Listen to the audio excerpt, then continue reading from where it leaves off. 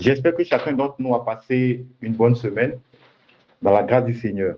Nous allons partager la parole de Dieu aujourd'hui. Le Seigneur veut encore nous parler sur une autre facette. Le thème de notre partage d'aujourd'hui est intitulé « Jésus, le destructeur des œuvres du diable ». Jésus, le destructeur des œuvres du diable. Et notre partage d'aujourd'hui est basé sur 1 Jean 3, verset 8. Si nous pouvons lire la parole de Dieu, 1 Jean 3, verset 8. 1 Jean 3, verset 8.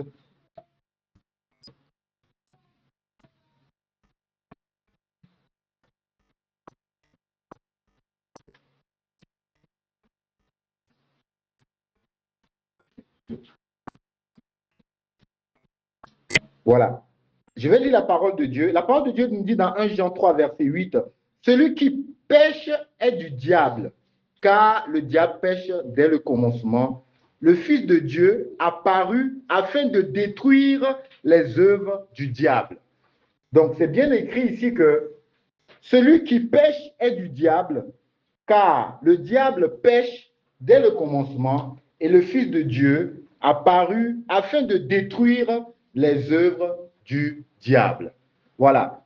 Ce thème est un thème qui est important parce que malheureusement, aujourd'hui, dans le milieu chrétien, nous voyons en fait dans les assemblées plusieurs thèmes qui en fait n'ont rien à voir avec l'objectif pour lequel Jésus est venu dans ce monde.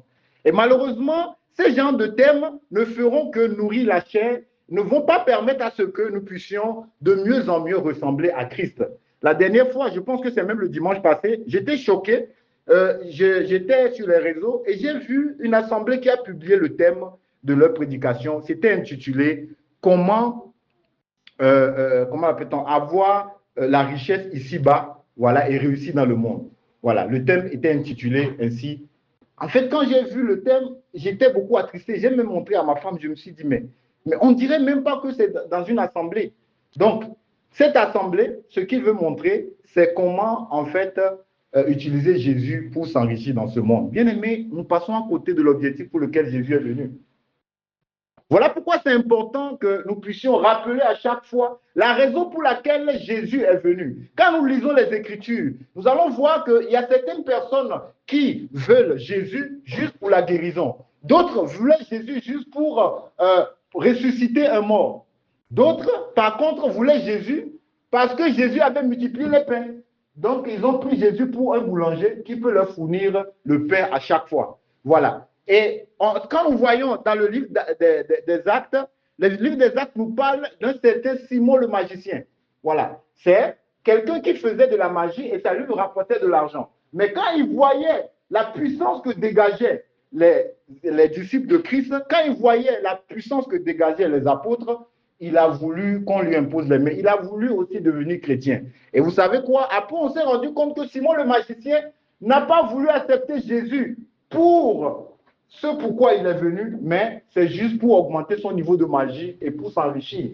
C'est ainsi qu'aujourd'hui, dans nos assemblées, beaucoup viennent à cause d'autres raisons. Certaines viennent parce qu'ils veulent se marier, d'autres viennent parce qu'ils veulent avoir des enfants, certaines viennent parce qu'ils veulent avoir la promotion, voilà, dans leur boulot.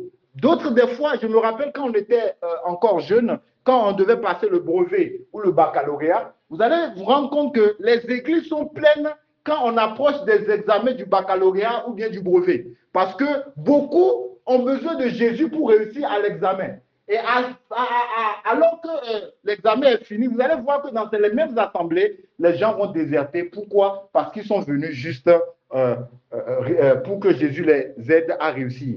Il y a d'autres personnes qui viennent dans l'assemblée parce qu'ils veulent réussir dans leurs affaires. Ils font le business, mais le business bloque. Et ils ne savent pas comment faire. Et voilà pourquoi ils cherchent le Jésus. Il y a d'autres qui cherchent Jésus juste parce qu'ils ont peur d'aller en enfer. Voilà pourquoi ils viennent chercher Jésus. Bien aimé, toutes ces raisons que je viens de préciter, voilà, pour lesquelles beaucoup cherchent Jésus, ce n'est pas pour cette raison que Jésus est venu. Bien aimé, souvent il y a des choses que nous ne comprenons pas dans le comportement des gens, juste parce que ces personnes n'ont pas compris ce pourquoi Jésus est venu ici-bas. C'est très important, bien aimé, que nous sachions pourquoi Jésus est venu ici-bas et pourquoi nous l'aimons. Parce que si nous ne le faisons pas ainsi, nous allons passer à côté de l'objectif principal. Voilà pourquoi c'est très bien de pouvoir voir ce verset qui nous dit que celui qui pêche est du diable. C'est-à-dire que celui qui prend plaisir au péché est du diable. Car le diable pêche dès le commencement. Le Fils de Dieu a paru afin de détruire les œuvres du diable. Si vous remarquez bien dans ce verset met l'accent sur un point culminant qui identifie le diable. C'est quoi? Le péché. Ce verset nous parle du fait que l'identité principale du diable, c'est le péché. Et on nous dit ici que Jésus est venu dans l'optique de pouvoir détruire les œuvres du diable. Or, le diable est identifié par le péché. Et donc, du coup, quelle est la raison principale pour laquelle Jésus est venu? C'est pour le péché, pour détruire la puissance du péché sur nous. Et nous allons voir ça tout à l'heure. Nous allons voir ça. Nous allons remonter dans Genèse verset. On va aller ici, Genèse verset 3. Oui, on va lire de 1 à 7. Bien aimé, c'est très important que nous puissions repartir à l'origine pour comprendre en fait c'est quoi ce pourquoi Jésus est venu. Genèse 3. Genèse 3, verset 1 à 7. Je vais lire la parole de Dieu. Le serpent était le plus rusé de tous les animaux des champs que l'Éternel Dieu avait fait. Il dit à la femme, Dieu a-t-il réellement dit, vous ne mangerez pas de tous les arbres du jardin? La femme répondit au serpent, nous mangeons du fruit des arbres du jardin, mais quant au fruit de l'arbre qui est au milieu du jardin, Dieu a dit, vous n'en mangerez point et vous n'y toucherez point, de peur que vous ne mouriez. Alors le serpent dit à la femme, vous ne mourrez point, mais Dieu sait que le jour où vous en mangerez, vos yeux s'ouvriront et que vous serez comme les dieux. Connaissant le bien et le mal, la femme vit que l'arbre était bon à manger et agréable à la vue et qu'ils étaient précieux pour ouvrir l'intelligence. Elle prit de son fruit et en mangeant et en donnant aussi à son mari qui était auprès d'elle et il en mangea. Les yeux de l'un et de l'autre s'ouvrirent, ils connurent qu'ils étaient nus et ayant cousu les feuilles de figuier, ils s'en firent des ceintures. Bien aimés, nous voyons ici, c'est très important que nous puissions retourner à l'origine des choses. Nous voyons que Dieu a mis Adam et Ève dans un jardin. Dieu avait tout mis à leur disposition. Mais Dieu a donné une instruction de ne pas toucher, de ne pas pouvoir consommer de l'arbre de la connaissance de la vie et de la mort. Du bien, du mal plutôt. Mais nous nous rendons compte ici que le diable, le plus rusé des animaux, est venu ici tromper Adam et Ève pour les amener à la désobéissance. Voilà. Et étant désobéissants à Dieu, donc ils ont été coupés de Dieu. Voilà. Donc le péché est rentré dans l'humanité et Adam et Ève ont été coupés de leur connexion qu'ils avaient vis-à-vis de Dieu. Le Dieu qui est leur source de vie et autres, ils ont été coupés.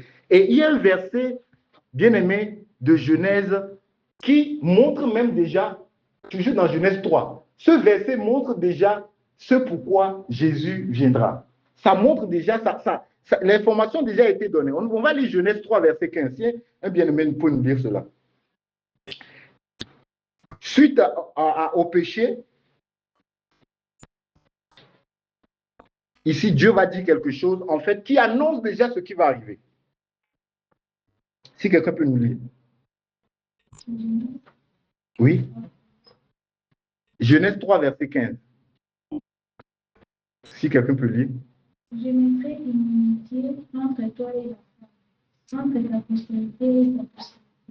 Celle-ci t'écrasera la tête et tu lui blesseras la bouche. Amen.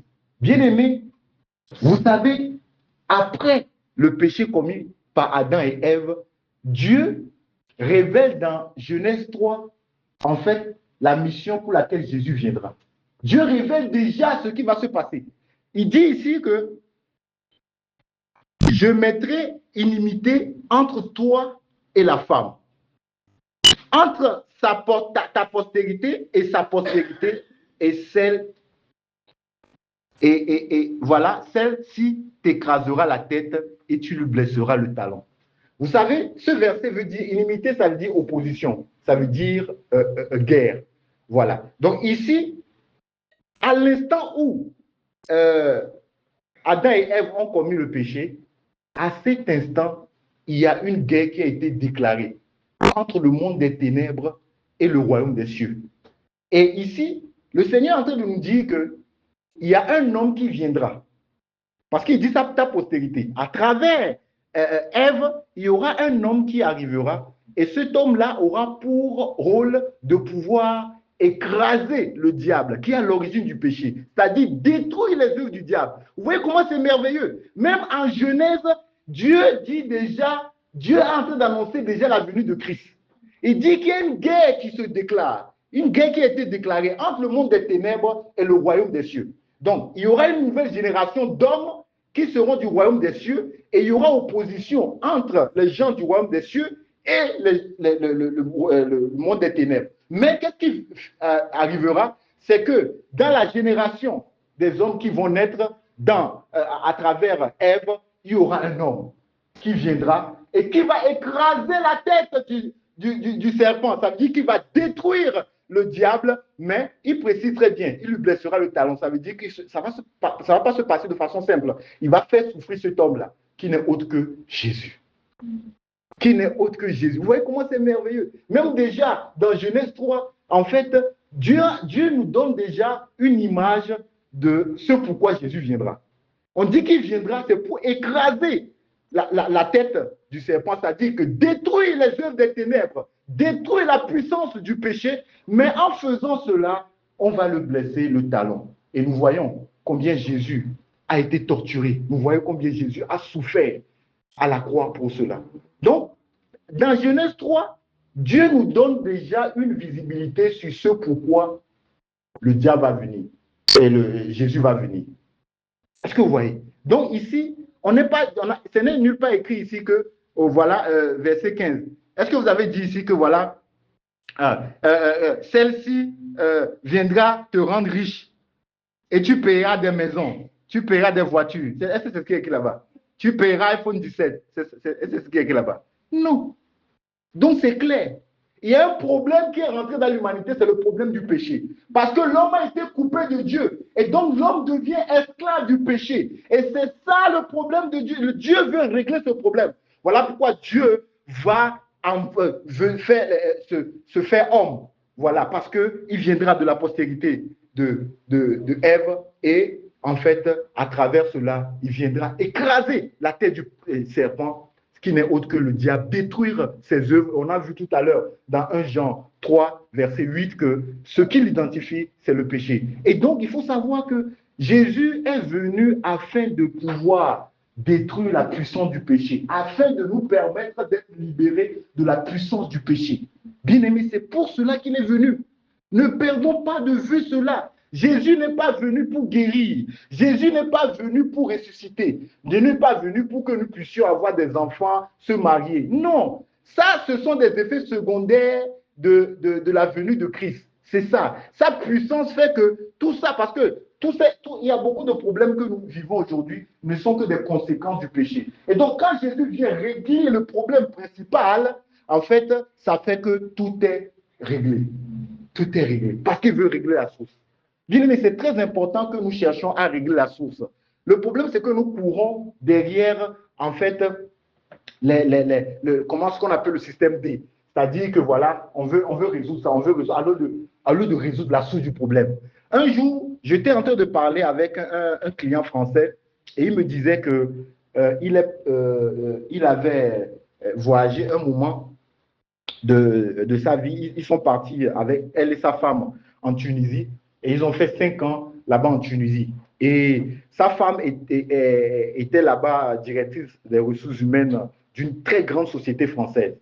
Mais il m'a dit quelque chose qui m'a beaucoup touché. Et il dit que quand sa femme est partie là-bas, en fait, on cherchait plutôt quelqu'un de nationalité française pour occuper le poste. Maintenant, sa femme est venue, elle a occupé le poste, mais sa femme s'est rendue compte que tous ses collaborateurs, en fait, le dépassaient à niveau d'études. Même en intelligence, ils le dépassaient. Donc, elle ne comprenait pas comment se fait-il qu'elle, on la prend de l'autre côté pour devenir responsable des gens qui sont là. Et moi, j'ai discuté avec son mari. Son mari me disait que, et il remarque que c'est la même chose qui se passe des fois. Tu vas voir des grandes sociétés françaises, ils préfèrent, même si les autochtones sont meilleurs, et ils préfèrent prendre les Français. Alors que les Africains sont très intelligents. Et en fait, je lui disais, mais pourquoi c'est comme ça? Il dit, en fait, parce que, en fait, nous, en France, on a une façon de réfléchir. Quand il y a un problème, qu'est-ce qu'on fait? On ne cherche pas des solutions. J'ai été choqué. Vous aussi, vous êtes choqué, n'est-ce pas? Il dit que quand il y a un problème, il ne cherche pas de solution. Je dis, mais donc qu'est-ce que vous faites? Il dit, non, quand il y a un problème, il cherche quelle est la source du problème. Donc, en voyant la source du problème, ils peuvent trouver maintenant la bonne solution. Mais vous, en Afrique, le problème, c'est quoi? Quand il y a un problème, vous cherchez une solution. Donc, du coup, vous ne réglez pas le problème, vous réglez juste, vous réglez une facette du problème et le problème demeure. Je lui ai dit, oui, c'est vrai. Et je me suis rendu compte que c'est vrai. Vous savez quoi? Je donne un exemple banal. Vous savez quoi? Souvent, par exemple, quand on a un problème de santé en Afrique, voilà, tu as un problème de santé en Afrique, on n'a pas le réflexe d'aller consulter le médecin pour qu'il voit qu'est-ce qui ne va pas. Généralement, tu vas voir, la voisine va te dire, oh non, ça là, il faut prendre un clou de girofle. Tu mélanges avec ça et puis ça va marcher. L'autre va dire, non, c'est tomate. Tu prends tu tomates là, tu mets au feu, tu vas faire truc là. Et généralement, vous savez à quel moment on va chez le médecin? Quand on est proche de la mort, c'est-à-dire que quand le truc a déjà fait truc là, là on va chez le médecin. Ça a déjà créé, ça a déjà fait les trucs. Est-ce que vous voyez? Voilà. Quand il y a fuite d'eau à la maison, quel réflexe on a? On ne appelle pas le plombier pour voir d'où vient cette fuite-là, pour qu'on la bloque. Non. On va dire que non. Tu sais quoi? Bon, j'ai que 100 dirhams, tu règles le truc de robinet là, et puis c'est bon quoi. Après, on verra. Mais le problème, c'est que la fuite, après, ça va te faire payer 20 000 dirhams. Est-ce que vous voyez? Oui. En fait, quand il a dit ça, j'ai dit oui, c'est vrai. Souvent, quand il y a un problème, on court, on veut chercher rapidement la solution. Non. Et c'est ça, aujourd'hui, beaucoup de personnes font. Des fois, la personne, elle a une maladie, ou bien la personne traverse une période difficile. Une personne qui traverse une période difficile, cette période difficile-là, en fait, Dieu permet pour qu'il puisse le chercher. Mais qu'est-ce que lui va faire? Au lieu de dire que, oh, mais le truc là, ça dure depuis, hein. Non, là, je vais chercher la face de Dieu pour que je comprenne la chose. Non, il va chercher là à trouver, voilà, une solution rapide là, qui t'a compromettre pour que, voilà, ça puisse régler. Mais tu ne règles pas le problème, frère. Tu ne le règles pas. Parce que ça va demeurer, ça va demeurer, ça va demeurer, ça va demeurer. C'est comme les gens qui ont des problèmes et qui veulent se saouler pour oublier le problème. Ah, bien aimé, ça va durer peut-être 8 heures. Tu vas te saouler, tu vas dormir. Le matin, les problèmes vont te regarder comme ça le matin, ils vont te dire bonjour. Bon, est-ce que vous voyez? Donc, c'est pour vous dire que dans la marche avec Dieu, nous devons chercher quelle est la source du problème. Vous savez, quand toute chose qui bloque dans votre vie, vous avez des situations difficiles et autres, toute chose qui bloque, l'optique, c'est quoi? Dieu veut vous amener à lui. Les gens ne le comprennent pas. S'il y a une situation dans la vie qui bloque, en fait, c'est une occasion pour Dieu pour vous amener à lui. On avait vu une fois dans une prédication que Dieu, il crée les situations juste pour que, en fait, on vienne l'adorer. C'est ça. C'est cela. Donc, voilà pourquoi nous ne devons pas chercher Jésus pour les choses superficielles. Ça, c'est de chercher juste des solutions directes. Nous devons chercher quelle est la source du problème. Et généralement, quand nous voyons la source du problème, c'est le péché. Quand vous voyez quelqu'un qui se drogue et qui n'arrive pas à se séparer de cela, chaque jour il dit que non, en fait, je sais que ce n'est pas bon, mais je cherche à me débarrasser de cela. Mais est-ce que la solution, vous pensez que c'est de l'amener dans un centre de désintoxication? Non, ce n'est pas cela. Pourquoi? Parce que combien de personnes ils vont dans ces centres-là, après ils rechutent et ça devient encore pire. Est-ce que vous voyez? Donc on cherche, le problème c'est que l'homme cherche des solutions rapides aux situations qu'il a il oublie que la raison principale, c'est le péché. La raison principale, c'est le péché, bien aimé. Tout problème que vous pouvez voir dans ce monde, la raison principale, c'est le péché. Tout ce que vous pouvez voir de mauvais dans ce monde, la raison principale, c'est le péché. Et donc, ne perdez pas de vue cela. Et des fois, voilà pourquoi, en tant que chrétiens, des fois, nous nous énervons pour certaines choses. Nous voyons des gens qui ont comment l'appelle-t-on, des comportements bizarres. Nous voyons des gens qui ont des méchancetés assez bizarres. Et en fait, ça nous fait mal. Non, ça ne doit pas nous faire mal. Nous devons comprendre juste que, voilà une des conséquences du péché. Et nous devons présenter à la personne, en fait, la réponse réelle à la source du problème qui n'est autre que Jésus. Voilà. Et donc, Genèse 3, ici, nous montre que, au fond, le problème, c'est le péché. Et Dieu a prévu envoyer un homme. Voilà. Jésus qui viendra pour régler la situation. Et en fait, alors que je méditais, j'ai vu un verset, un passage que j'ai beaucoup aimé, qui illustre en fait notre état jusqu'à ce que Dieu fasse grâce. Vous savez quoi? Quand nous lisons Jean 4, l'histoire de Jésus et la femme samaritaine, Jésus s'est présenté en tant que quoi? Qui se rappelle, les lecteurs de la Bible? Jésus s'est présenté en tant que quoi à la femme, la femme samaritaine? Jésus s'est présenté comme l'eau de la vie. C'est vrai. En fait, Jésus est l'eau de la vie. Et le péché a fait que nous avons été coupés de cette source d'eau. Et donc, quand on est coupé d'une source d'eau, qu'est-ce qui arrive? La sécheresse. Voilà. Donc, c'est ce qui est arrivé. Bien aimé, quand le péché a été commis dans le jardin d'Éden et que l'homme a été coupé de Dieu, voilà, il y a une sécheresse qui s'est abattue dans la vie de l'homme. Et cette sécheresse fait qu'il n'y a que l'eau de la vie qui peut combler ce vide. Voilà pourquoi vous voyez beaucoup de personnes. Il y a des gens, ils te le disent, une personne qui a dit ça à Muriel la dernière fois, que dans tout ce qu'il fait, il sent un vide. C'est vrai.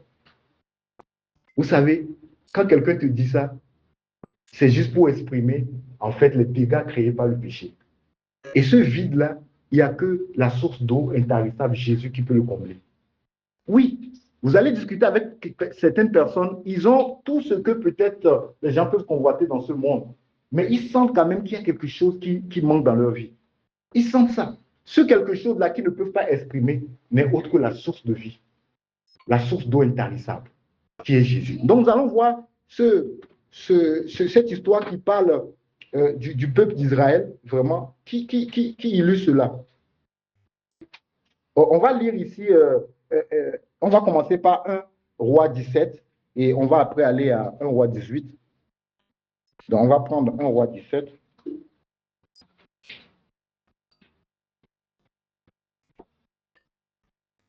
Un roi 17, verset 1. C'est juste des images qui viennent illustrer en fait notre état, voilà, jusqu'à ce que Dieu fasse grâce. Notre état en tant que homme coupé de Dieu, voilà, l'homme à l'état de nature. On lit ici, Élie, le 1 roi 17, verset 1. Élie, le Tishbite, l'un des habitants de Galade, dit à Akab. Akab, à l'époque, était le roi d'Israël. L'Éternel est vivant. Le Dieu d'Israël, dont je suis le serviteur, il y aura ces années si ni rosée, ni pluie, sinon à ma parole. Vous savez, la particularité de Akab, c'est que Akab a été vraiment le roi qui a vraiment été très désobéissant vis-à-vis de l'Éternel. Il a fait des choses pas possibles. Et Akab était marié à Jézabel. Et sa femme également avait tué beaucoup de prophètes de Dieu. Et donc, en fait, Akab est l'image vraiment de la désobéissance quand on veut voir l'histoire des rois d'Israël. Et ici, ça illustre quoi? Voilà, l'homme, suite à la désobéissance, a été coupé de Dieu. Ici, coupé de Dieu, c'est l'image ici qu'il n'y aura plus ni rosée, ni pluie. Voilà, c'était notre état. Après la désobéissance, en fait, nous avons été coupés de la source d'eau vive, ici, qui est l'équivalent de la pluie. Et nous allons voir maintenant le 1 roi 18, nous allons lire 1 roi 18 jusqu'au... Voilà, on va lire 1 roi 18. Je vais lire. Bien des jours s'écoulèrent, Et la parole de l'Éternel fut ainsi adressée à Élie dans la 3e année. Va, présente-toi devant Akab et je ferai tomber de la pluie sur la face du sol. Nous voyons ici que le peuple d'Israël était dans la désobéissance. Et étant dans la désobéissance, Dieu a coupé la pluie. Donc c'est l'image ici de l'homme après la désobéissance qui a été coupé de la source d'eau intarissable et il y avait la sécheresse. Mais Dieu ne s'est pas arrêté là-bas. Dieu étant infiniment bon, n'a pas voulu laisser l'homme dans cet état. Dieu a voulu trouver une solution coûte que coûte pour que la pluie puisse revenir, pour que sa relation avec l'homme puisse se renouer. Et c'est ce que nous voyons ici. Malgré la désobéissance d'Akab, de sa femme, malgré tout ce qu'ils ont fait comme ignoble étant à la tête du royaume d'Israël, Dieu n'a pas voulu laisser comme ça. Dieu a envoyé son serviteur pour leur dire que voilà, il va apporter la pluie. C'est l'image de tous ces prophètes, de tous ces hommes que Dieu a envoyés pour précéder Jésus, afin de dire qu'il a une solution pour le problème du péché. Et cette solution n'est autre que Jésus. Voilà. Et on nous dit ici que Élie alla pour se présenter devant Akab. On dit la famine était grande à Samarie. Et Akab fut appelé Abdias, chef de sa maison. Or, Abdias craignait beaucoup l'Éternel. Et lorsque Jézabel extermina les prophètes de l'Éternel, Abdias prit 100 prophètes qu'il cacha 50 par 50 dans une caverne et il les avait nourris de pain et d'eau. Jézabel, dont on nous parle ici, n'est autre que la femme d'Akab. Et nous voyons combien de fois il a tué les prophètes de Dieu. Il a tué les prophètes de Dieu. Est-ce que vous voyez? On dit ici que Akab dit à Abdias, va par le pays vers toutes les sources d'eau et vers tous les torrents. Peut-être se trouvera-t-il de l'herbe et nous conserverons la vie aux chevaux, aux mulets et nous n'aurons pas besoin d'abattre du bétail. Vous voyez le 5. Le 5 ici veut nous montrer comment l'homme à l'état de nature cherche par lui-même des solutions pour régler le problème de cette pluie qui a été coupée, de cette situation où on est coupé de Dieu. Voilà ici Akab, au lieu de chercher la face de Dieu, parce qu'il y a eu la pluie qui a été coupée depuis des années, et cela a créé de la famine. Et au lieu de chercher la face de l'Éternel pour savoir qu'est-ce qui se passe, au lieu de pouvoir se ressaisir, on nous dit ici dans le verset 5 que Akab envoya un serviteur pour lui dire, va dans toutes les sources d'eau et tous les torrents qui sont dans le pays. Il dit ici, peut-être se trouvera-t-il de l'herbe et nous concevrons la vie aux chevaux et aux mulets et nous n'aurons pas besoin d'abattre du bétail. Ici, cela nous montre combien l'homme, en fait, malgré qu'il soit coupé de Dieu, malgré ce vide qui est en lui, au lieu que cela le pousse à chercher la face de Dieu, qu'est-ce qu'il fait? Il cherche des méthodes dans la vie. Et ces méthodes-là, c'est le mariage des fois. Des fois, c'est de payer une voiture, c'est de payer le nouveau téléphone, c'est de pouvoir s'offrir tel repas, c'est de pouvoir s'acquérir tel. L'homme cherche à trouver des solutions pour combler ce vide que Dieu a laissé. Des fois, il passe par la drogue.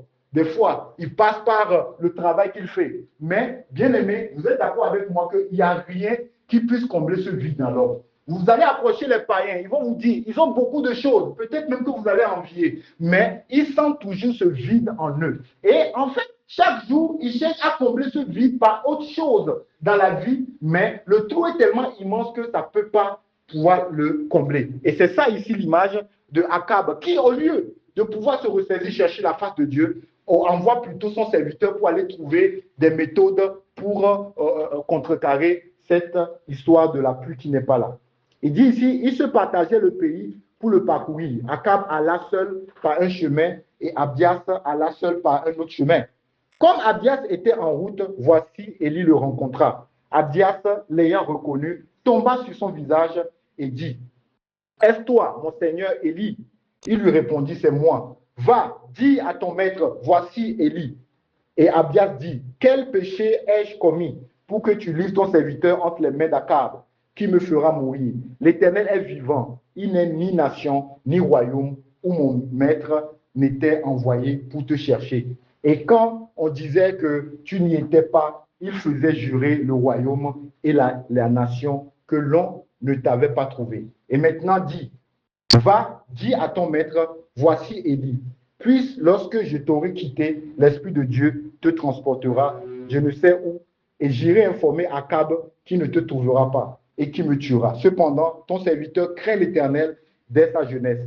N'a-t-on pas dit à mon Seigneur ce que j'ai fait quand Jézabel tua les prophètes de l'Éternel? J'ai caché 100 prophètes de l'Éternel, 50 par 50, dans une caverne, et je les ai nourris de pain et d'eau. Et maintenant, dis, va, dis à ton maître, voici Élie, il me tuera. Mais Élie dit, l'Éternel des armées dont je suis le serviteur est vivant. Aujourd'hui, je me présenterai devant Akab.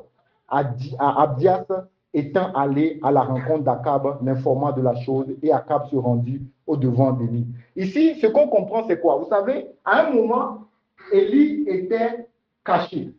Dieu l'avait dit un moment de ne pas aller voir encore le roi Akab parce que sa femme Jézabel cherchait à pouvoir le nuire. À un moment, Dieu a dit à Élie d'abord de rester d'un côté. Voilà, Dieu prenait soin de lui pendant cette sécheresse. Et il fut un temps où Dieu a décidé à ce que maintenant Akab aille, comment appelle-t-on, Élie aille parler à Akab. En fait, ce que je comprends par là, c'est quoi? En fait, Dieu sait à quel moment il se révèle à chacun d'entre nous. Il y a un temps précis où il a envoyé Élie. Voilà pourquoi nous devons comprendre que quand nous annonçons la bonne nouvelle du royaume à d'autres personnes qui n'ont pas encore connu, nous devons être patients parce qu'il y a un temps où Dieu réserve pour pouvoir se révéler à la personne. Donc nous ne devons pas nous presser. Élie, un moment, était dans la cachette parce que Dieu l'a dit de rester là. Au moment opportun, Dieu l'a dit d'aller rencontrer Akab pour lui parler en fait de son plan. De la même manière, Dieu également se révèle à chacun d'entre nous à un moment opportun qu'il décide. Voilà, nous devons juste être patients vis-à-vis des gens que nous évangélisons. On continue ici. On dit, Abdias étant allé, le verset 16, à la rencontre d'Akab, l'informant de la chose, et Akab se rendit au devant d'Élie. À peine Akab aperçut Élie et qui lui dit, est-ce toi qui jette le trouble en Israël? Élie répond, je ne trouve point Israël, c'est toi au contraire et ta maison, de la maison de ton père, puisque vous avez abandonné les commandements de l'Éternel et que tu es allé après les Baals. En fait, ça confirme ce que je suis en train de dire. Dieu a un temps où il fait son œuvre. Vous savez, Akab cherchait à tuer Élie. Vous savez ça? Quand on lit le passage, Akab cherchait à tuer Élie. Mais au moment opportun où Dieu a décidé que Élie aille rencontrer Akab, Akab n'a plus l'idée de tuer Élie. Là, Élie lui parle directement. Mais c'est ce même Akab dont la femme cherchait à tuer Élie. Élie s'est enfui. Mais au moment où Dieu a décidé, c'est comme si même Akab là ne pensait plus à pouvoir le tuer. Donc le temps de Dieu est le meilleur. Et on nous dit ici que tout le pays était en train d'adorer Baal pour dire que en fait c'est le monde des ténèbres qui règne. Voilà. Donc après être coupé de la source d'eau vive, c'est le monde des ténèbres qui régnait dans nos vies. On dit, fais maintenant rassembler tout Israël auprès de moi, à la montagne de Carmel, et aussi les 450 prophètes de Baal et les 400 prophètes d'Astarté qui mangent à la table de Jézabel. Voilà, donc ils ont mis en place beaucoup de prophètes qui étaient dans l'idolâtrie. On dit, Akab envoya des messagers vers tous les enfants d'Israël et il rassemblait les prophètes à la montagne du Carmel. Alors, Élie s'approcha de tout le peuple et dit, jusqu'à quand clocherez-vous des deux côtés? Si l'Éternel est Dieu, allez après lui. Si c'est Baal, allez auprès de lui. Le peuple ne lui répondit rien.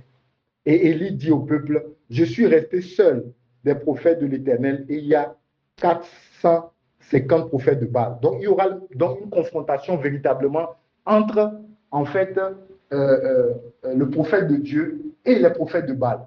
C'est l'image de Genèse 3.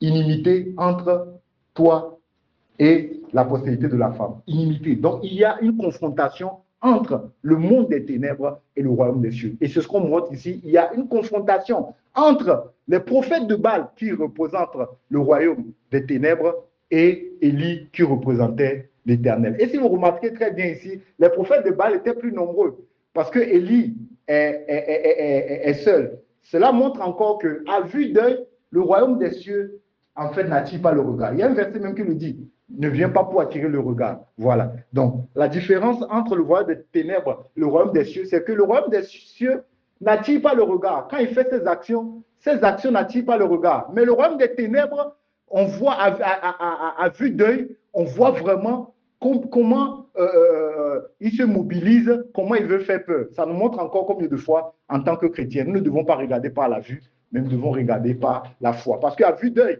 on voit ici qu'on a près de 400 prophètes de Baal et un seul prophète qui représente l'Éternel. Mais on verra tout à l'heure que ce n'est pas le nombre qui compte devant Dieu. Et le 25, on dit, Élie dit au prophète de Baal, choisissez pour vous l'un des taureaux, préparez-le les premiers, car vous êtes les plus nombreux, et invoquez le nom de votre Dieu, mais ne mettez pas de feu. Il prit le taureau qu'on leur donna, et le préparait, et il évoquait le nom de Baal, depuis le matin jusqu'à midi. Donc, ils ont essayé de faire l'autel, et l'optique, c'est quoi? C'est de faire descendre le feu. Voilà. Et donc, c'est le prophète de Baal qui devait d'abord le faire. Il dit, depuis le matin jusqu'à midi, voilà, il disait, Baal, réponds-nous. Mais il n'y eut ni voix, ni réponse. Et ils sautaient devant l'autel qu'ils avaient fait. À midi, Élie se moqua d'eux et dit, criez à haute voix, puisqu'il est Dieu. Il pense à quelque chose, ou il est occupé, ou il est en voyage. Peut-être qu'il dort, et il se réveillera. Et ils criaient à haute voix. Ils se firent, selon leur coutume, des incisions, avec des épées, avec des lances, jusqu'à ce que le sang coulait sur eux. Voilà, c'est encore aussi ça la différence entre le royaume des ténèbres et le royaume des cieux. Voilà, le royaume des ténèbres cherche à faire des choses, des œuvres, voilà, pour être accepté. Le royaume des cieux, on n'a pas besoin de cela. Voilà. Les caractéristiques du royaume des ténèbres, c'est ça. Ils font des œuvres jusqu'à ce que le sang même coule. On dit que lorsque midi fut passé, les prophètes, ils prophétisaient jusqu'au moment de la présentation de l'offrande. Mais il n'y eut ni voix, ni réponse, ni signe d'attention. Voilà. Élie dit alors à tout le peuple, approchez-vous. Donc ils ont crié jusqu'à leur Dieu n'a pas parlé. Nous, notre Dieu du royaume des cieux, il est vivant. Il est vivant. Et nous allons le voir tout à l'heure. Il dit que Élie a rassemblé, approchez-vous de moi. Tout le peuple s'approcha de lui. Et Élie rétablit l'autel de l'Éternel. Donc l'autel de l'Éternel en Israël avait été renversé.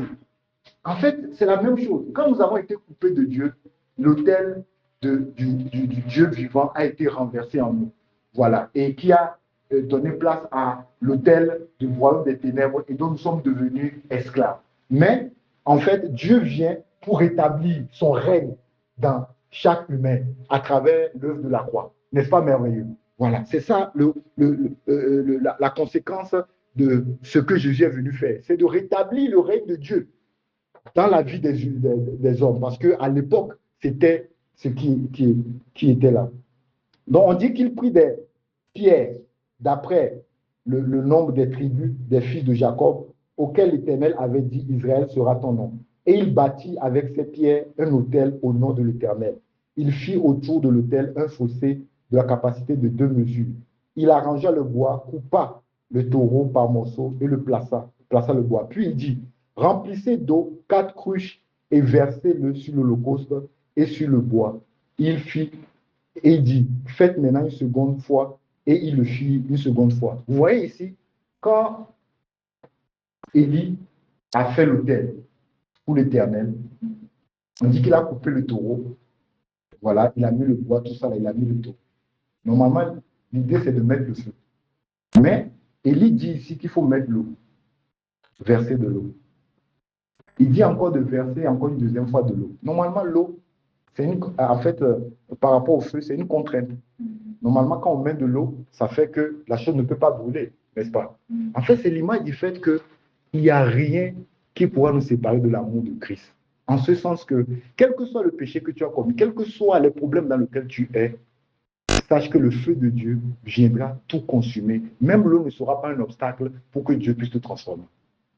Donc, ils ont versé l'eau 2 fois, mais ça ne sera pas un obstacle pour que Dieu puisse agréer cette offrande et que le feu vienne tout consumer.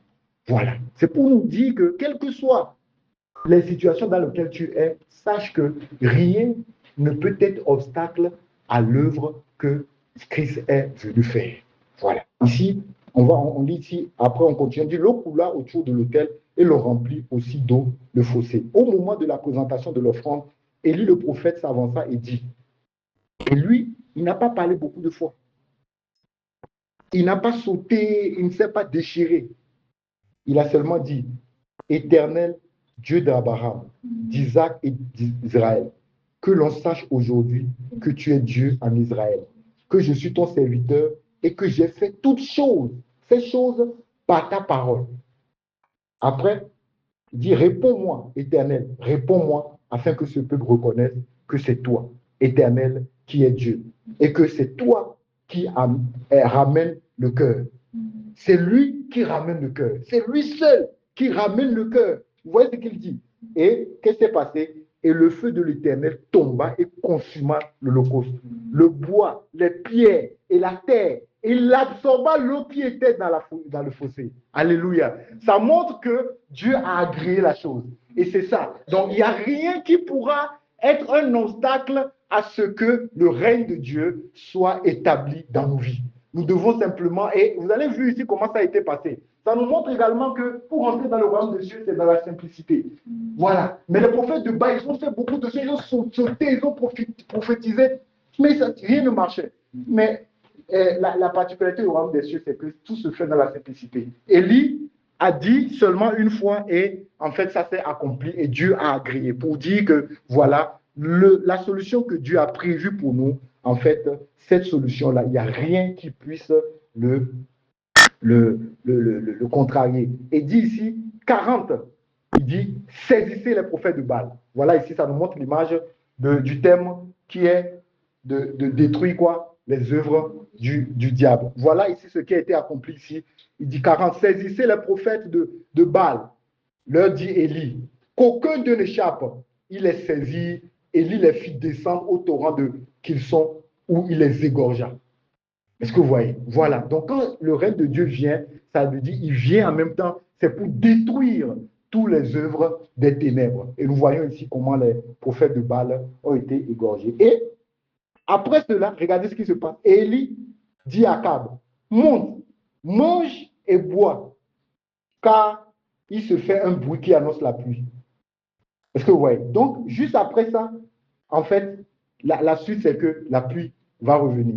Et donc, on voit ici dans la suite, il est monté prier, tout ça là. On dit 44, à la 7e fois où il faisait la prière, il dit, voici un petit nuage qui s'élève de la mer et qui est comme la paume de la main d'un homme. Et il dit, monte et dit à Akab, attelle et descend afin que la pluie ne t'arrête.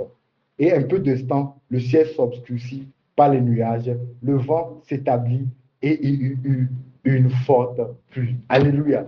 Cette forte pluie n'est autre que l'image de cette réconciliation avec Dieu. Voilà. Quand les œuvres des ténèbres ont été détruites, qu'est-ce qui se passe?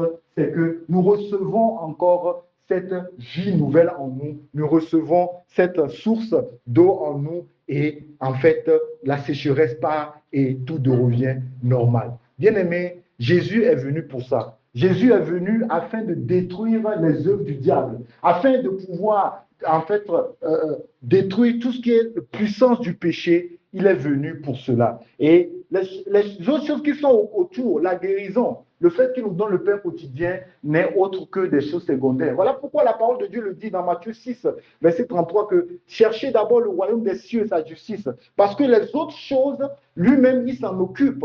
Pourquoi? Parce que les choses ne sont pas importantes. La chose la plus importante, bien aimé, c'est Jésus qui vient détruire les œuvres des ténèbres. Voilà pourquoi nous devons même savoir que notre vie ici-bas, en fait, nous sommes ici-bas juste pour que cela puisse être accompli dans nos vies. En fait, bien aimé, nous ne sommes pas ici-bas pour avoir une carrière. Nous ne sommes pas ici-bas pour réussir nos études. Mais Dieu nous permet de pouvoir profiter de cette solution avant que son Fils ne revienne. C'est très important. C'est la chose la plus importante. Le grand problème dans le monde, c'est le péché. Bien-aimé, c'est le péché. Si quelqu'un te parle mal, bien-aimé, sache que la source, c'est le péché. Si au boulot, les choses sont compliquées, bien-aimé, c'est le péché. Si tu es au chômage, les choses sont compliquées, c'est le péché. Donc la seule source, la solution à tout dans l'humanité n'est autre que Jésus. Voilà. Et Jésus est venu, ce n'est pas pour les choses secondaires, c'est d'abord pour régler la question du péché. Et c'est très important. Et nous allons lire aussi Luc 4, verset 18 ici. Voilà qui a été une prophétie d'Isaïe qui a été après accomplie. Dans Luc 14, verset 18, Jésus nous rappelle également ici sa mission. Luc 4, verset 18. Si quelqu'un peut lire.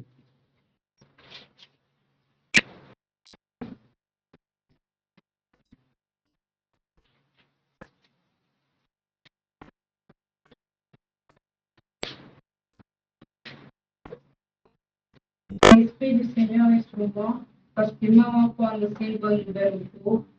Il m'a envoyé pour guérir ceux qui ont le cœur, pour proclamer aux captifs la délivrance et aux aveugles le recouvrement de la vie, pour envoyer libre les opprimés, pour publier une année de grâce du Seigneur. Amen. En fait, vous allez vous rendre compte que chaque expression que Jésus utilise ici, en fait, reflète la délivrance, reflète une forme de délivrance. Et ici, quand il dit que l'Esprit du Seigneur est sur moi, parce qu'il m'a oint pour annoncer une bonne nouvelle aux pauvres, ils ne disent pas ceux qui galèrent. Hein. Les pauvres dont on parle ici, ce n'est pas ceux qui galèrent, ce sont les pauvres en esprit. Les pauvres en esprit, c'est ceux qui ont compris que, oh, ils ont besoin de Dieu. Ceux qui ont compris que vraiment ils ont été coupés de la source et qui ont soif en fait que leur situation puisse se rétablir. Et il dit que c'est une bonne nouvelle. Bien aimé, c'est une bonne nouvelle.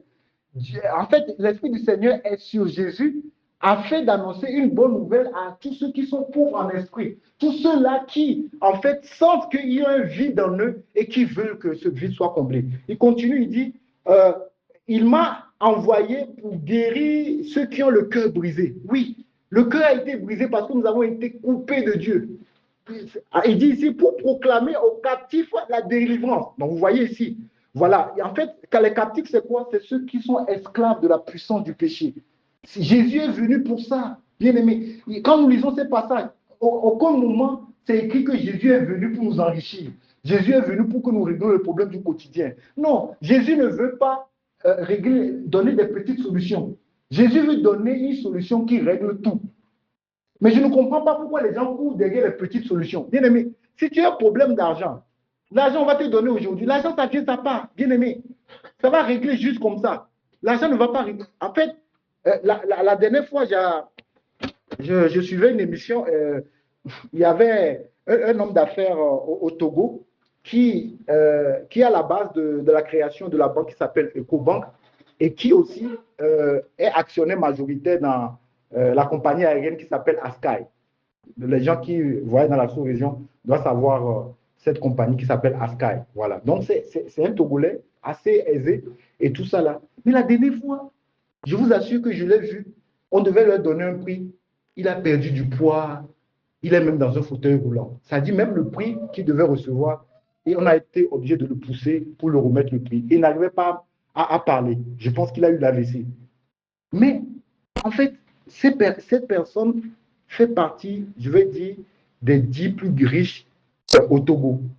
Mais quand j'ai vu son état, j'étais attristé. En fait, pour moi, sa richesse est multipliée par 0.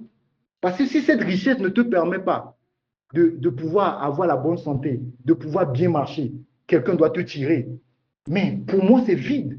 Ça ne sert à rien. Parce que le gars qui tire peut dire que bon, je ne te tire pas. Il va faire comment? Malgré ces milliards, il va faire comment? Les milliards vont sortir de la banque pour venir tirer. Non. En fait, ça montre combien de fois, bien aimé, c'est Jésus qui est le plus important. Et je suis sûr que c'est quelqu'un qui a passé sa vie à avoir des objectifs. Il veut faire ça, il veut faire ça, il veut faire ça. Maintenant, la vieillesse, oui, il a une banque, oui, il a une compagnie aérienne, mais il est dans un fauteuil roulant. Bien aimé, j'étais attristé quand je l'ai vu. Je me suis dit, oh, si c'est pour finir comme ça, mais ça ne sert à rien. Pauvre ou riche, ça ne sert à rien.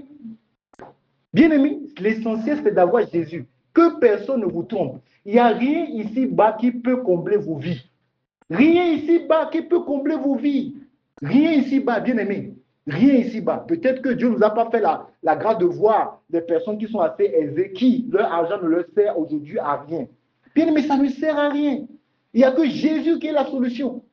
Et là, il perdra même 2 fois. Imaginez qu'il meurt et qu'il ne connaisse pas le Seigneur. Mais c'est vide. Donc, il va passer une éternité dans le temps de feu. Ça fait de vieilleté bizarre. Mais bien aimé, à quoi ça va servir? Et généralement, c'est des personnes même qui n'ont pas profité de la vie. Généralement, ils ne profitent pas de la vie. Parce que quand tu es à chaque fois dans beaucoup de business comme ça, tu ne profites pas de la vie.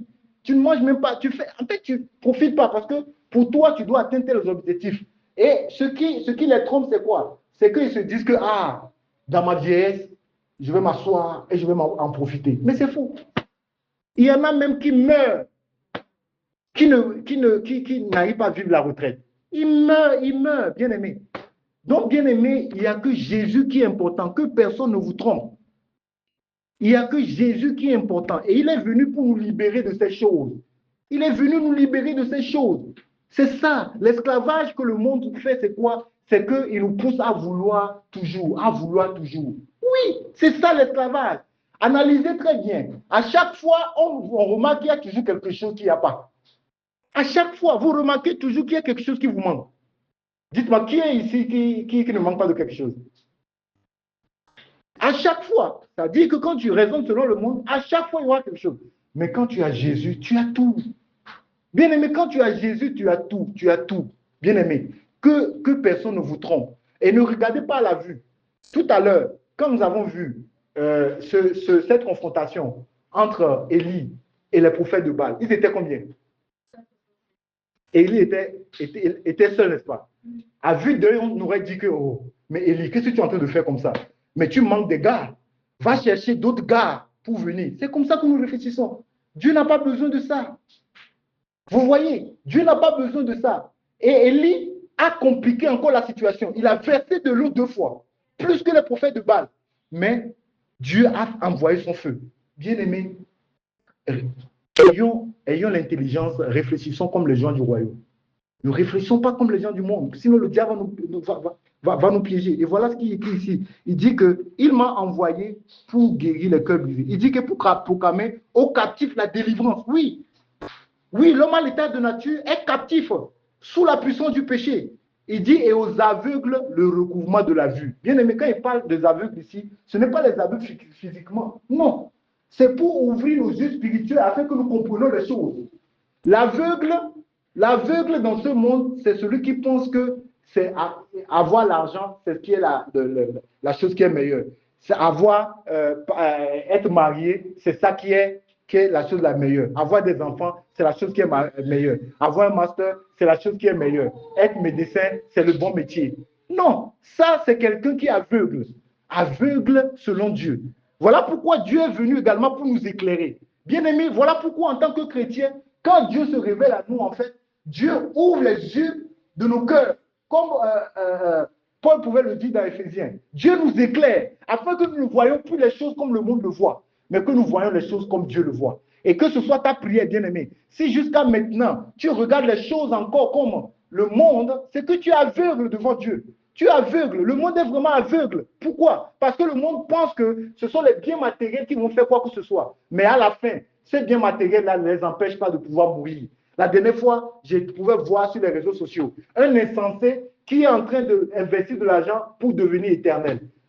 Bien aimé, il investit beaucoup d'argent. Et puis, vraiment, je vois que en fait, la sagesse de Dieu, c'est une folie. En fait, il n'y a tellement pas de logique dans ce qu'ils disent, parce qu'il y a tellement de cas que nous voyons. Et il y a des scientifiques qui suivent ça, qui disent que non, il faut manger un certain nombre de choses sur un certain nombre de trucs pour durer. Bien aimé, la nature nous enseigne. Les frères Bogdanov, pendant 2020, c'était des gars qui se jouaient, les scientifiques, tout ça. Ils disent qu'ils sont capables de pouvoir vivre 150 ans. Bien aimé, ils n'ont même pas atteint la moitié. Le petit Covid qui est venu là, les a frappés les deux. C'est des jumeaux. Ils sont décédés. Ils nous parlent de 150 ans. Non, arrêtons d'être vraiment insensés, quoi. Arrêtons d'être insensés. Ce n'est même pas comme si il n'y a pas des cas qui montrent que c'est des conneries. Parce que pendant les années passées, il y a beaucoup qui ont dit que voilà, ils vont trouver le médicament pour être éternel. Mais ça n'a jamais marché. Ça n'a jamais marché. L'homme est devenu fou. Pourquoi? Parce que vraiment, il ne veut pas recevoir Dieu. Voilà, c'est ça les aveugles. Les aveugles, c'est de dire que voilà, il investit tout son argent. Alors qu'il y a des gens, le créateur de Apple, qu'est-ce qu'il a fait? C'est la même chose qu'il a fait. Et je vous assure que le gars ne mangeait pas la viande. Il n'a même pas eu le goût de s'imiter avec la viande. Avec ses milliards, il s'est dit que non, il va se mettre un régime, voilà, pour survivre longtemps. Bien-aimé n'a pas atteint 60 ans. Et vous savez ce qu'il a tué? C'est son régime même qui l'a tué. Il avait un régime qui était basé seulement sur le fait de manger des fruits. Et il mangeait que des fruits. Il a eu un cancer parce que le taux de fructose dans son corps, parce qu'il y a un élément dans les fruits qui s'appelle fructose, le taux a augmenté. Et ça a créé le cancer. Et insensé qu'il est, quand les médecins ont remarqué cela, on lui a dit que, on peut te faire l'opération, comme ça tu vas survivre. Il dit que non. Lui, parce que l'opération exigeait à ce que ce soit une anesthésie générale. Il dit non, lui, il ne peut pas accepter qu'on l'anesthésie, il perd sa conscience et puis on est en train de l'opérer. Non, non, non. Il doit voir ce qui se passe. Le cancer a pris comment appelle-t-on, l'a détruit finalement. Il est devenu affaibli. Au moment où la raison lui est venue, c'était trop tard. Il était très faible. Dès qu'on l'ouvre, il meurt. Et il est mort comme ça, comme un légume. Il n'est plus là. Il est mort. Ses milliards sont où? Où sont ces milliards, bien-aimés? Non, mais ça n'a rien à servir. Ça n'a même pas permis de pouvoir rester pendant 5 minutes. Mais à quoi ça sert de pouvoir rassembler tout cela? À quoi ça sert? À quoi cela sert? Bien-aimés, soyons éclairés. Que Dieu permet de recouvrir la vue. Que nous ne réfléchissons pas comme le monde réfléchit. Voilà quelqu'un qui a réfléchi comme le monde. Il pensait que c'est les régimes. Voilà pourquoi je dis aux gens, bien-aimés, vous savez quoi? Il y a des choses, c'est vrai. Tu peux te dire que oui, j'ai envie de faire ces temps-ci des régimes parce qu'il y a telle chose. Mais bien-aimé, que le régime ne soit pas ton point d'appui. Je ne dis pas que les régimes ne sont pas bons, mais le régime ne doit pas être ton point d'appui. Tu suis un traitement que le médecin t'a donné, que ce traitement ne soit pas ton point d'appui. Le point d'appui doit demeurer Jésus. Bien aimé, le point d'appui doit demeurer Jésus. Oui, parce que sans Jésus, ce que tu fais, ça ne sert à rien. Oh non, moi je ne mange plus trop les trucs comme ça parce que je ne veux pas prendre du poids. Bien aimé, ça ne sert à rien. Si Dieu dit que tu vas prendre du poids, tu vas prendre du poids. Ce n'est pas le fait que tu manges ou tout ça là. Non. J'ai vu de cas de personnes. Moi, ça m'a toujours trouvé bizarre. Quand j'étais encore au pays à la fac, j'ai un ami au pays à la fac quand on était encore à l'université. Et le gars, il est toujours en galère. Il n'arrive pas à trouver à manger chaque jour. Souvent même, c'est à la récréation, il profite pour manger avec nous. Mais il est plus gros que nous tous. Mais oui, il est plus gros que nous tous, mais il ne mange pas assez. On mange plus que lui, on est sûr de ça. Mais à vue d'œil, c'est lui qui paraît avoir bonne mine plus que nous. Mais est-ce que c'est manger beaucoup qui fait grossir? Non. Oh non, je ne mange plus ça, c'est ça, je vais avoir le régime comme ça, je vais... Ce n'est pas ça. C'est Jésus. Et les gens trouvent bizarre qu'on puisse prier pour perdre du poids. Mais oui, bien aimé, qu'est-ce que Jésus n'est pas capable de faire? On dit que le gars ressuscite quelqu'un qui est mort. La chose la plus fatale qui bloque l'homme, c'est la mort. On dit que la personne a réussi ça. Mais qu'est-ce que la personne ne peut pas faire? Bien aimé, que notre solution soit Jésus. En toute chose, que personne ne nous trompe. Voilà donc pourquoi il est venu. Il dit ici que pour renvoyer libres les opprimés, il montre encore ceux-là qui sont opprimés pour publier une année de grâce du Seigneur. Oui, c'est une grâce parce que la sécheresse va en faire partir, la pluie va revenir. Et nous allons voir Colossiens 2. Vous savez, j'aime beaucoup ce verset. Vous savez, le royaume des cieux, ce n'est pas pour bien que Dieu dit que le royaume des cieux n'est pas venu pour attirer le regard. Les choses de Dieu se font dans la simplicité. Et les choses de Dieu ne se perçoivent pas à l'œil nu. Bien aimé. En fait, aujourd'hui, c'est le problème de beaucoup de chrétiens. Nous voulons percevoir les choses de Dieu à l'œil nu. Ça ne va pas marcher. Dieu ne marche pas comme ça. Dieu est spirituel. Donc, ça veut dire que Dieu, quand il accomplit quelque chose, il n'a pas besoin que ça se matérialise dans le côté visuel d'abord, avant qu'il attende de toi que tu le remercies. Est-ce que vous voyez? Dieu ne fait pas les choses dans l'optique à ce que, au niveau, il y ait des répercussions côté visuel. Non, non, non, non. Dieu, il agit, mais tu vas voir que dans le côté spirituel et dans le côté physique, en fait, ce que tu vois, c'est contraire. On va voir ici ce qui s'est passé spirituellement. J'aime beaucoup cette image. Vous savez, au moment où Jésus était à la croix, où les gens l'insultaient, les gens disaient que non, sauf toi, même le voleur à côté, les gens l'insultaient, les gens le voyaient sur la croix, cloué. En fait, voyant quelqu'un qui ne peut pas se défendre. Pourquoi? Parce qu'on se rend compte que normalement, quand on devait le crucifier, il devait manifester la puissance, les soldats allaient tomber, et là, il allait dire que voilà, je suis le roi, et tout ça, n'est-ce pas? Humainement, c'est ça. Et c'est ça qui a été vraiment une pierre d'achoppement pour beaucoup. Donc, à vue d'œil, Jésus à la croix, comme ça, quelqu'un de faible qui ne sait pas quoi faire. Mais regardez l'image spirituelle qui se passe en Colossiens 2. La Bible nous révèle ce qui se passait au même moment dans le spirituel en Colossiens 2. Si quelqu'un peut lire ça, Colossiens 2, versets 14 à 15. Donc, j'aimerais qu'en lisant ces paroles, ces passages-là, que vous ayez l'image de Jésus à la croix. Est-ce que vous voyez? Faible, insulter des gens et essayer de comparer par rapport à ce qui se passait dans le spirituel. Si quelqu'un peut lire, de 14 à 15. Il a effacé l'acte dont les ordonnations ont condamné et qui subsistait contre lui. Et il a détruit en réprimant la croix. On s'arrête là d'abord. Donc, au moment où Jésus était à la croix, spirituellement, le document qui donnait droit au diable de pouvoir nous condamner, il déchirait ça. Spirituellement, il était là-bas en train de le détruire. Regardez maintenant ce qui se passe au verset 15. Il a dépouillé les dominations et les autorités et les a livrés publiquement en spectacle, en triomphant d'elle par la croix. Amen. Est-ce que vous avez compris ça là? Je vais vous expliquer. Avant, quand deux peuples se confrontaient et qu'il y avait la guerre entre eux, le peuple qui a, l'armée qui a gagné l'autre armée, en fait, pour les Oni, vous savez ce qu'ils font? Ils prennent les grands généraux, le roi et le roi adverse et puis les grands généraux. Ils les dépouillent, ça veut dire que l'on enlève toutes leurs armes. Des fois même, on peut même les déshabiller. Et maintenant, ils les traînent maintenant devant toute la population pour montrer qu'on les a gagnés. Pour montrer que, ah, ceux-là, en fait, c'est un affront. Le roi qui est dépouillé de tout et qu'on fait traîner devant une foule de personnes pour montrer que, ah, là, on les a battus. En fait, c'est ce que Jésus faisait. Et c'est en cet instant qu'il a écrasé la tête du diable. C'est-à-dire que c'est comme, dans le monde spirituel, c'est comme que Jésus était là, en train de traîner maintenant le diable par la queue, tout là comme ça, où les gens sont en train de crier, oh, tout ça là. C'est vrai, les démons sont là, ils sont là, oh, ils sont même découragés. C'est ce que Jésus faisait. Mais quand on le voyait à la croix, on voyait quelqu'un qui ne pouvait pas se défendre. Mais dans le monde spirituel, il a remporté la victoire. Il a dépouillé le diable. Ce qui fait qu'aujourd'hui, le diable a été dépouillé, il ne peut plus rien faire. Contre lui, il ne peut plus rien. Il n'a pas d'arme. Comment il va faire pour nous agresser? Il a dépouillé à la croix.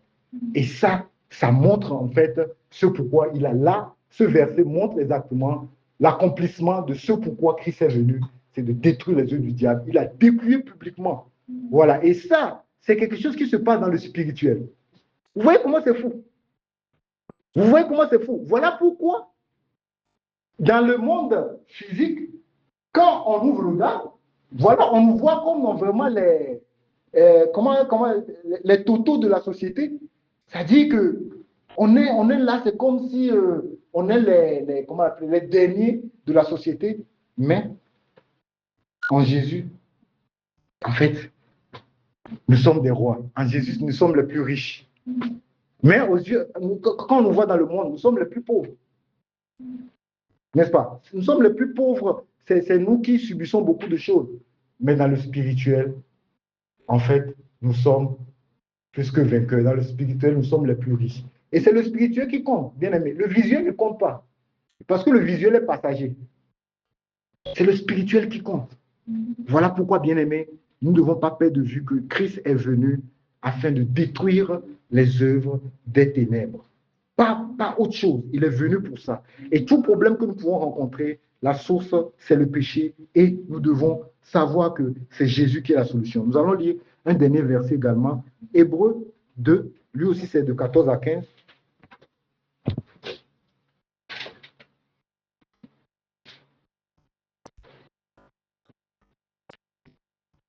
Ainsi donc, puisque les enfants participent au sang et à la chair, il a également participé lui-même, afin que par la mort, il anéantisse celui qui a la puissance de la mort, c'est-à-dire le diable. Amen. Et qui délivra tous ceux qui, par crainte de la mort, étaient toute leur vie maintenus dans la servitude. Alléluia. Ce verset résume tout. Ce verset, il dit, ainsi donc, puisque les enfants participent au sang et à la chair, Jésus a également participé lui-même afin que, par sa mort, donc par la mort de Jésus, il a anéanti celui qui a la puissance de la mort, c'est-à-dire le diable. Donc nous voyons ici que ça rejoint ce que nous avons lu dans Genèse 3, verset 15. Et il continue, il dit, et qu'il délivra. En fait, le fait de pouvoir anéantir le diable, l'optique, c'est pouvoir nous délivrer. Voilà, délivrer et délivrer tous ceux qui, par crainte de la mort, étaient toute leur vie retenus dans la servitude. Voilà, Jésus est venu nous libérer de la servitude. C'est ce pourquoi il est venu. Jésus n'est pas venu pour t'aider à valider tes modules, pour t'aider à te marier, à avoir des enfants. Non, ça c'est des choses secondaires. Jésus est venu pour régler la question du péché. Voilà. Et il l'a fait de façon fracassante. Et ça doit être une joie pour nous. Et c'est en cela vraiment que nous devons l'aimer, parce qu'il nous a libérés de cette servitude. Que le Seigneur nous garde. Nous allons prier, que le Seigneur nous aide désormais à enlever tout mensonge que nous avons, voilà, de la mission principale de Jésus, afin que véritablement tout ce que nous venons d'apprendre puisse être évident dans nos vies. Prions le Seigneur.